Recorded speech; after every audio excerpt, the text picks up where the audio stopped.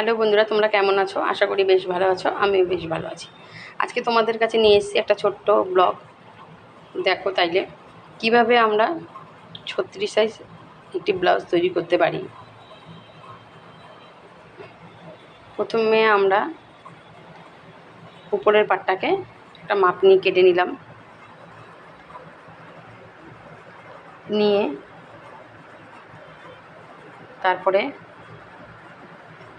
যতটা লম্বা হাতা দেবে হাতাটাকে অস্ত্র সহকারে হাতাটাকেও কেটে নেব। নিয়ে এইবার আমরা এসপারটাকে কেটে নিলাম। এসপারটাকে কেটে নিলাম। এসপারটাকে এরকম প্রত্যেকটা পার্ট এক একে করে আমরা জুড়িয়ে নেব। জুড়িয়ে নিলে সেলাইটা খুব সুন্দর হয়। এসপারটা নেওয়ার পর এবার এটা হচ্ছে দুটো বাটি দুটো কেটে নিলাম। এই যে বাটি শেপটা, ব্লাউজ বসিয়েই ব্লাউজের বাটি কাটা যাবে, তাতে ব্লাউজটা খুব সুন্দর মাপের হবে, ফিনিশিংটাও ভালো আসবে।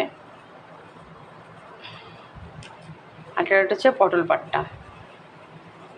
পাটটাও এর ব্লাউজের মাপ বসিয়ে কেটে নেব।